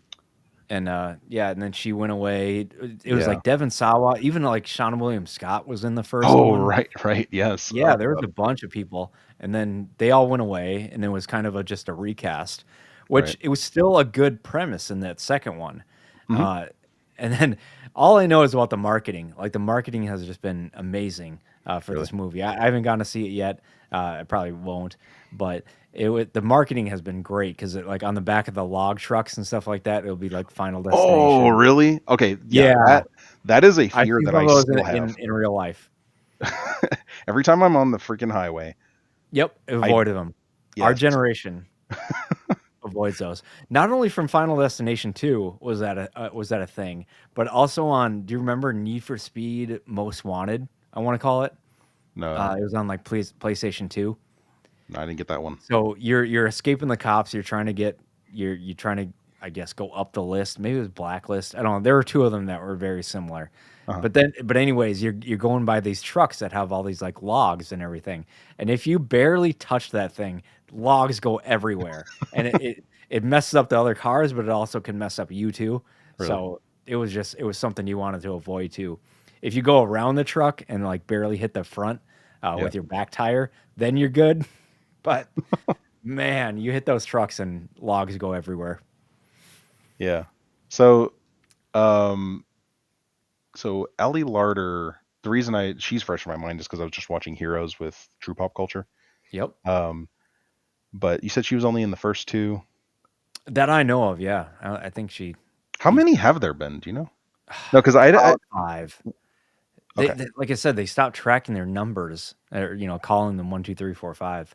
But I Right. know one of the previous ones, it did a callback, so it was kind of like a recycle where it's Mhm. like it led up. It was actually a prequel, and you didn't even know it, and it was Okay. leading up to the first movie, and then it sets up the plane for that first movie. Was it So called I'm like, First? Was it called First Destination? Because if not, that was a missed opportunity. yeah, it should be first destination. Right. So I like that part. I can't remember when I saw that one, but yeah, it was one of the last ones. But yeah, the order is kind of It's lost on me. it's just a really interesting premise because it kind of took the serial killer thing like you had with Scream and whatnot, Yep. but it just applied it to a like a universal force Yep. or death himself, right? Where like instead of they were just they were just being killed in random ways, like coincidental ways. It wasn't necessarily a murderer, and it's a little bit Freddy Krueger. It's a little bit, but you see what I mean? Like it took Yeah, it was that fear of the unknown. yeah, It's like, yeah, you couldn't pin it on one serial killer, yeah. So it was because like even like the cops are inescapable. like, "What's going on here? There's Yeah, no clues," and it's like, so half the movie, the yeah, actors got to convince the rest of the crew. Well, first they got to yeah. believe that this weird thing is happening, Or that they and can then see the for future and prevent it. yeah, and then for 2, you gotta convince everybody else of this paranormal thing, which Yeah, isn't an easy thing to do in any TV or show. it's almost like Death himself or the Grim Reaper is the serial killer and is just tracking them down in a certain order. And I like that there's rules to it, and that's where you have that black guy that explains it. Yep. And he's there to give that exposition. But yeah, it was a really interesting premise. It's still a really interesting premise, and I'm curious. I don't know. I want to get caught up on the franchise now. Yeah. Once they're done, I like going back and watching everything because I followed the Saw movies for a while, and Yeah. then they got a little bit wonky and back and forth and future and past and stuff like that.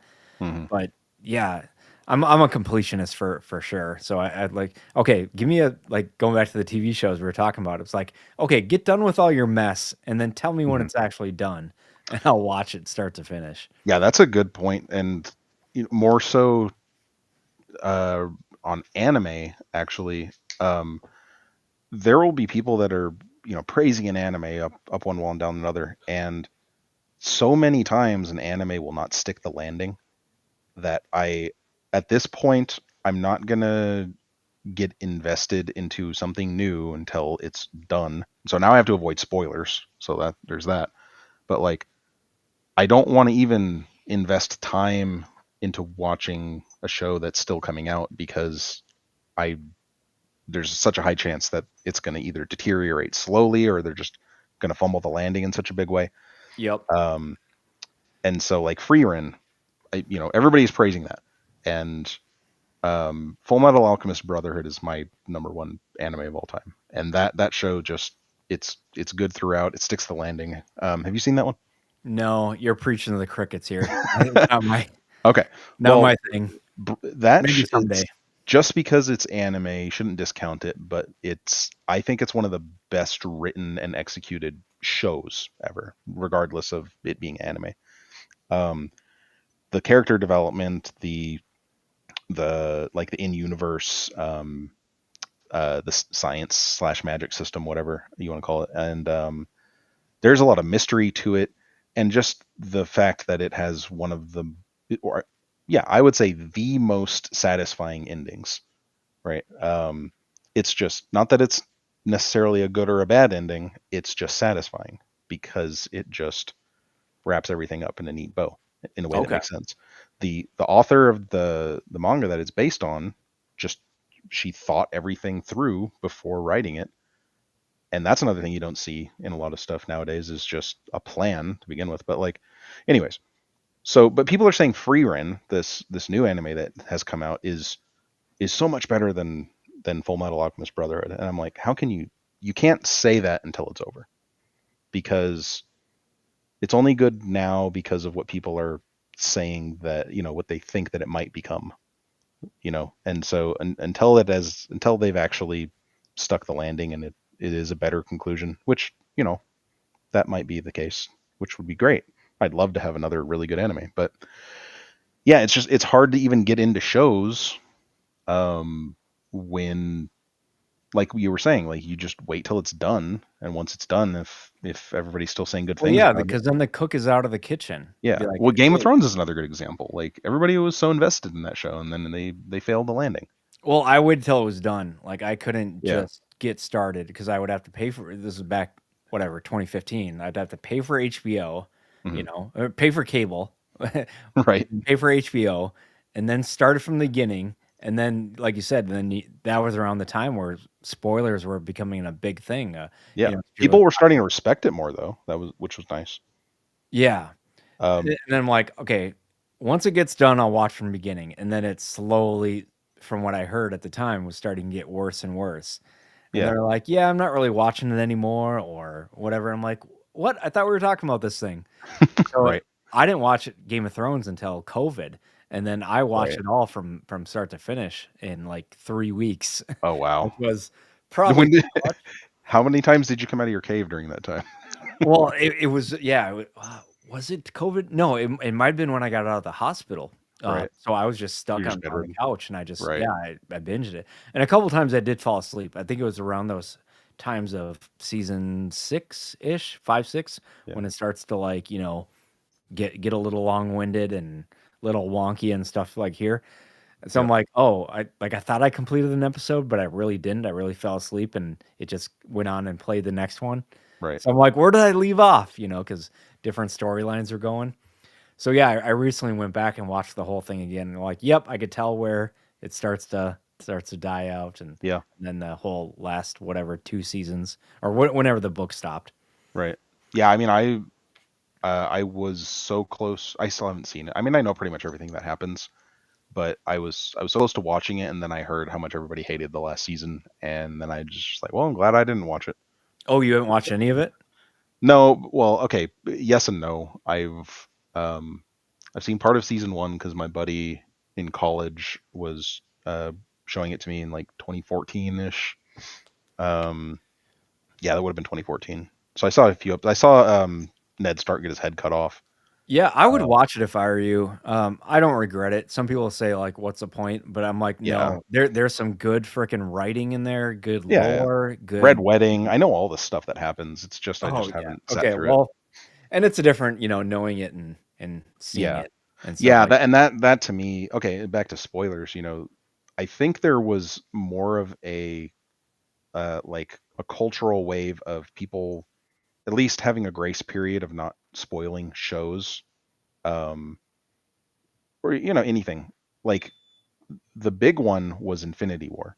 I think that was from the fan base. That was one of the best instances of not spoiling the ending that I've ever seen, because the memes that came out of it was they were referencing the ending without telling you what the ending was.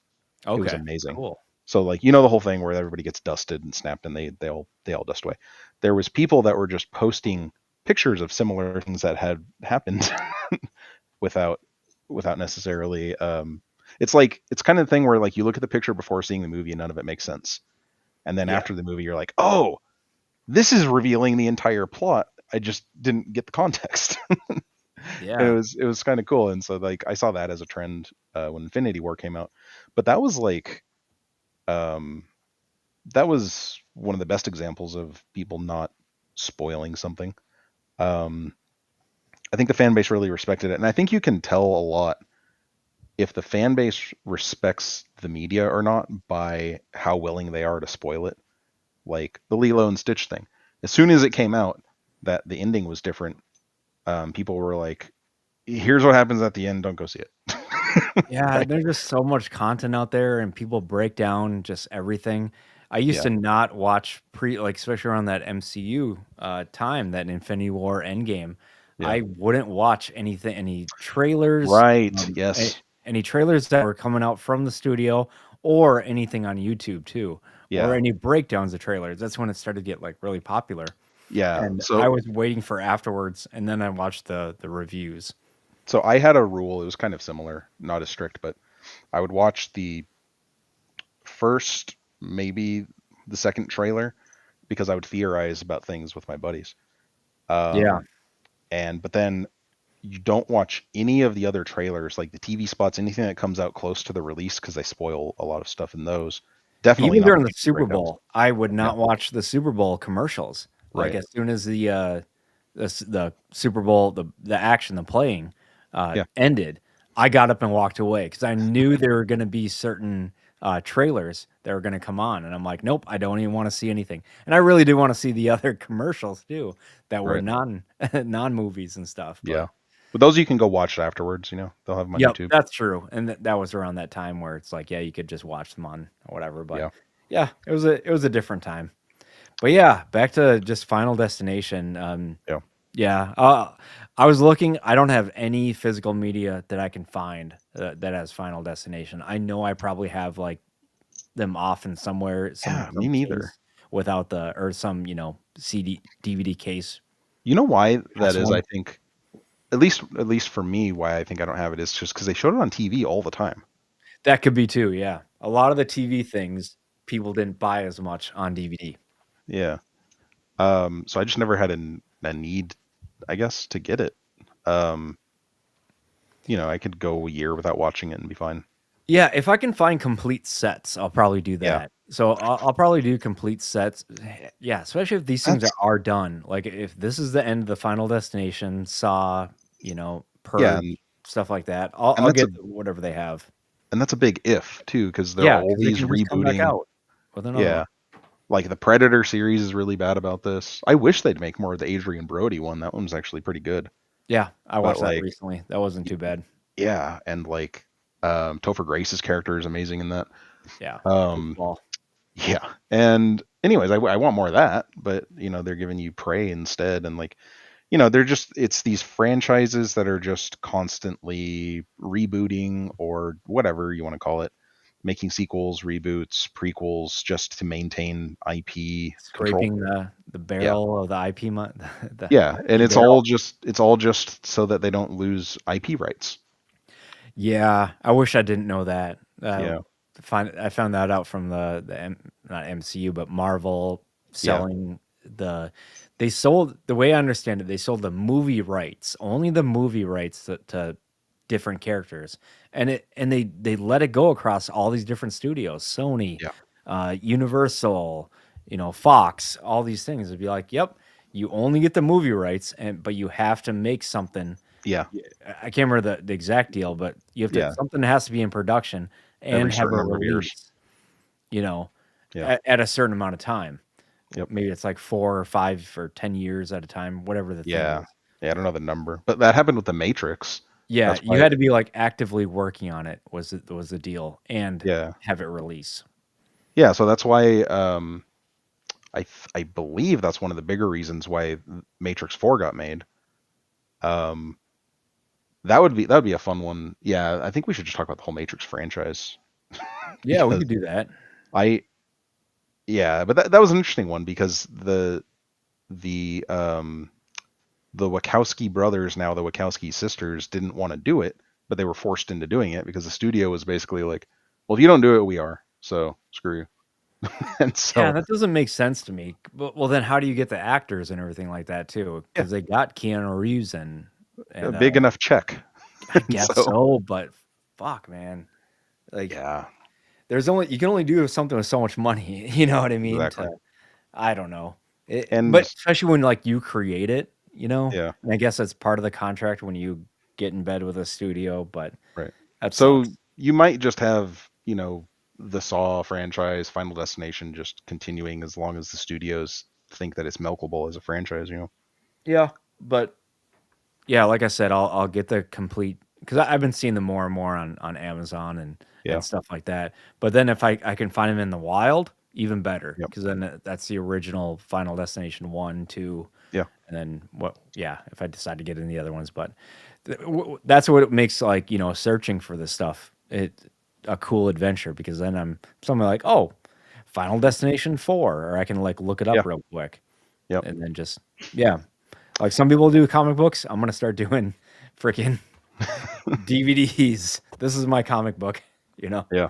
What's your I'm just curious, what is your preference on DVD versus Blu-ray versus anything else? Uh, I mean, I just have so many more. I watch them with more DVDs, which is Yeah. fine. And then, but Blu-rays, better.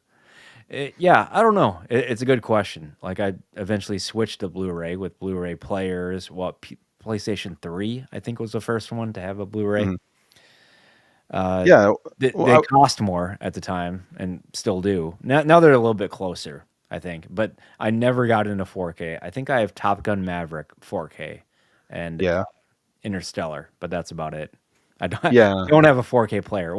What is a 4K player? Is it a Well, yeah, I mean, I think is there any uh console that plays them?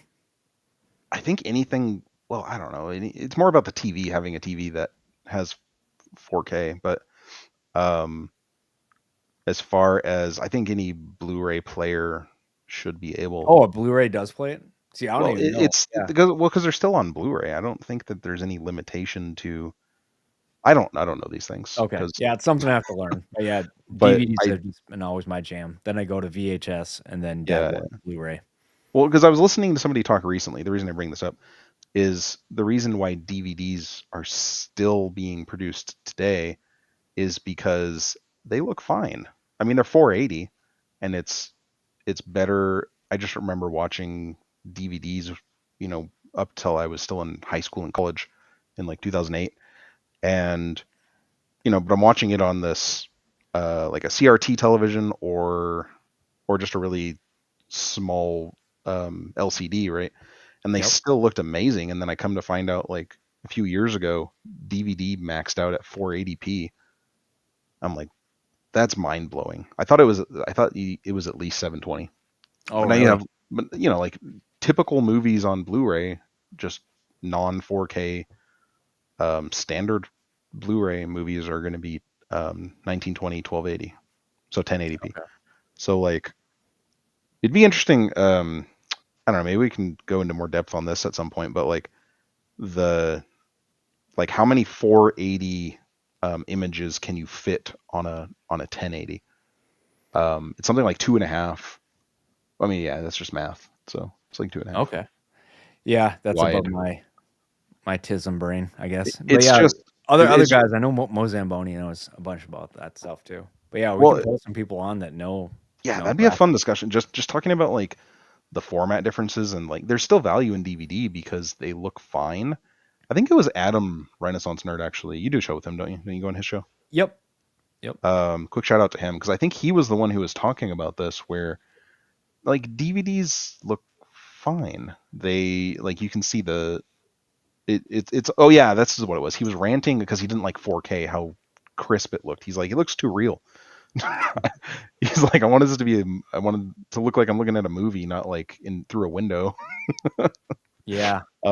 But yeah, Yeah, he was no, I'm fine with any format. Like I'll watch VHS. Like I was yeah, watching the Sword in the Stone with yeah, my nephew the other day, and it's like and it's good for what it is.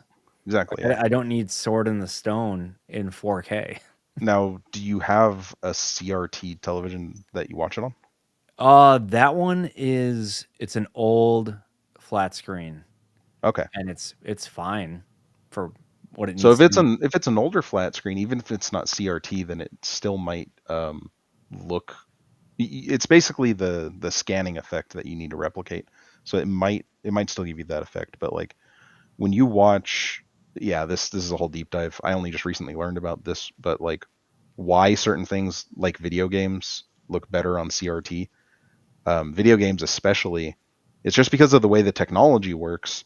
Instead of having like each pixel lighting up simultaneously, you have the you know the there's like a laser that's just tracing a line across the screen quick enough that you don't notice that it's only a line and not a full picture, right? Okay. Um, and but it just goes so quick. But what you get is like bleed over. So like the the light from all the even lines bleeds over into the light from all the odd lines, and so you get this kind of a blurring effect. So it's almost like it looks better because it's blurry in a weird way. But a lot of games were designed to take advantage of that, like in the Sega Genesis era. But anyways, no. So I was just curious if you go Blu-ray. DVD is still produced today because it's so cheap, and like worldwide market is like still booming for DVDs, whereas Okay. Blu-rays are a little bit more expensive, and it's mostly like um you know like I don't know, you're getting a higher resolution. It doesn't have to be 4K, but you're getting a higher resolution version of the thing if you Well, have yeah, the the technology ability. is still there. Yeah, It's still a disc, it's yeah, not it didn't change from VHS tape to right. disc, in this So yeah, they just exactly. kept going to a better disc in a way. Yeah, you can still play DVDs on Blu-ray players. Yep, Um, which is great. and I'm curious, like, there's been the streaming uh, trend, but I'm curious, like, do you think physical media? This is a good topic. Do you think physical media is going to have another media shift into a different format, like USB stick or something else? It could. I mean, yeah, it definitely could. I mean, streaming won't be here forever.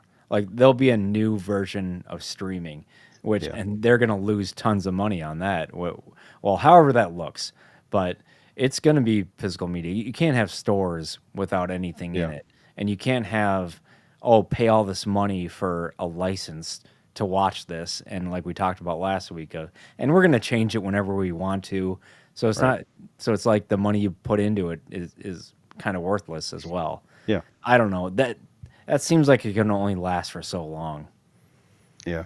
Well, because I'd be interested, games for a long time were on discs, but now, Nintendo Switch went back to solid state storage in cards. Yep. So it's basically like it's an SD card or USB stick or whatever, but it's just Nintendo proprietary shape form factor to the thing. Yep. It might be like that because So like on the otherwise, this things are gonna be meaningless. yeah. Why even buy things if you're just gonna be renting it in a way? Exactly. And like to me, this gets into a deeper conversation. It's a little bit philosophical, but like um if you buy, let's say you buy the Blu-ray of a movie, right? You have that Blu-ray disc. Yes. But like you can't a lot of times unless you like if you lose that disc or if you break it, it's gone, you have to get a new one. But like why why do you have to buy it again? Right? You bought it once, you already owned it, right? So shouldn't you have the right to you know, Well, then it's copy? like a Bitcoin, kind of license type deal where Well, it's like I own this in it, no matter what form it's in. maybe that's the solution. I was just getting more to like I just think that you should have the right to copy your own stuff. Like if you buy it, like back I, it up on your computer. I'm pretty sure you do. I don't know the exact IP kind Yeah. of stuff, but I think the idea is if you're not showing it to somebody else, you're not selling it, you can Not just you giving can it out make online. copies Yeah. of things. Yeah, and I think that I'm not an IP lawyer. Don't yeah. come at me. Well, yeah, I don't think that it's like that's the first step of the piracy where because like you copy it and well then you can copy it infinitely. Why not? Right? And that's the part that's illegal.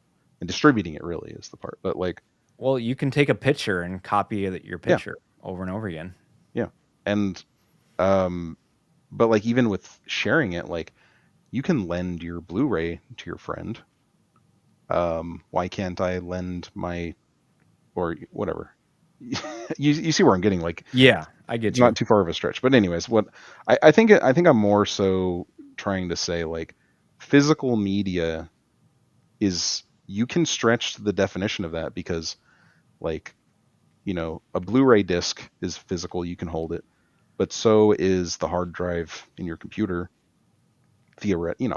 It's a lot more. It's detached. It's like you have all of your files stored on a single hard drive, and maybe you can back that up in the cloud or whatever you want to do. But, like, um, you still own it, and that's distinctly different from streaming. And I think that's more so the nuance of where I'm still all for physical media, but, like, I stretch the term physical media because I define, like, I own these digital versions of them that I have stored on my hard drive, but I also own the digital versions that are stored on those CDs. You know what I mean? Well, that's the thing. You have that version. Yeah, So it's more about you bought a certain version, they you can't get change to it. keep it. You get to Yeah, keep that version. It's yeah, not exactly. something that's getting patchwork and updates and Yeah, stuff like that. censorship and all that. Yeah. Yeah, yeah, it's all the other, All this. layers and nuance that we talked about, which Yes. gets way in the weeds, and Yeah, yeah, it's no longer yours because it's your hard-earned money, your yeah. labor that created that entertainment and art too. And Hmm. that's the other thing. It's like there's no art in just a thing on HBO Max. It's Right. like, and most of those ones aren't even the same as you get, on this or the movie poster. Hmm. So it's Movie. whatever they kind of create on there. You teased something I was about to want to talk about. Movie. You remember good movie posters? Yeah, yep.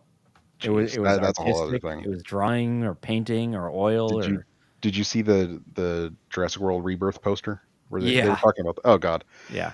that looks like somebody made that in 10 minutes in Photoshop. It's so bad. A 10-year-old made it in 10 minutes. Yeah. Jeez, not even Well, Photoshop. Like let's the save that free. for Yes, Jurassic yeah. when we talk about that. But yeah, Not even. that'd be a good one to talk about. But yeah, let's wrap it up here. Yeah, that's good. Yeah, what do you want to do from now until next week? Are you thinking for themes and stuff like that? I don't know what's coming up on the release this Well, week. I know. I have to go look up again, but I know that 28 Years Later is coming out soon. Okay. That would zombie movies. That would be a huge theme that we could cover. Yeah, that'd be a good one. Yeah, we can start with 28 days, weeks, months, and then yeah, lead into different zombie stuff because that's well, yeah. I mean, did you get into Last of Us? Last of Us, the game. No, Okay, I didn't watch any of it. I didn't play the game or watch any of it, but again, that. maybe we could have somebody on that did. But yeah, we can Yeah. talk about that stuff. Oh, yeah. That's another good point. Yeah, Anybody who's watching the replay or live, if you have anything that you want to show off or discuss, I think the invitation's yeah. open. Right? The way I put it is, if you're way into a certain IP or a certain, how it used to be, and you're into the new one, or you hate the new one, or vice versa, yeah, we'd love to kind of talk to you about this kind of stuff. Yeah. So just open invitation to, like you said, you have your requirement is that there's a physical media, but anything that's related to something that's coming out, or if you do like the Memorial Day theme, we'll probably do like the Independence Day theme too. Yep, Um, that'll be a good one. anything related to the theme of the show or just something that's coming out, I think that's a good place to start with, just um, bringing people on who want to show stuff off. Yeah. Yeah, there we go. So yeah, we'll talk about that in the coming weeks, and then yeah, and then before we know it, it'll be July, and all the Right. Fan Four Stick and Uh, Super James Gunn, and like I said, Jurassic Afterbirth, Return of the World Park, 5.5, whatever it is. okay. So All right. next, the answer 28 years later is coming out on the 20th. So that is 2 weeks from now. Okay. Well, yeah, and like I said, I like that we can talk about a few different themes Yeah. or a few different IPs all in one show. Yeah. Yeah. Yeah. Go So ahead. yeah, and actually, I'm probably gonna be away for next week, so we'll kind of play it by ear. So Yeah, that maybe it works. will be the following, but we'll see what happens. But yeah, Okay. what are your socials? Where can people find you? Mostly on Discord now. you still have that Fellowship Discord link I sent you last week? Yep, I believe I threw it in there. Okay. Yeah, so we do movie nights. We show Cloud 80s movies, and we show true pop culture, um, various things. We just watched Heroes with him. We're probably going to watch a couple movies and then watch Breaking Bad, actually. And that's a reverse movie night, really, because normally I'm showing other people stuff, but I've never seen Breaking Bad all the way through either. So, again, another Awesome. show that I know everything that happens. But anyways, Discord, find me there. Twitter, mostly just memeing stuff on Twitter. So There you go. And I'm Drew Outstanding on Twitter, X, and then as well as Physical Media Warriors on YouTube. So we're just gonna grow from there and figure Yep. this all out. So thank you. If you can't hold it, you don't own it. Yep. And we'll end it there. Thank you.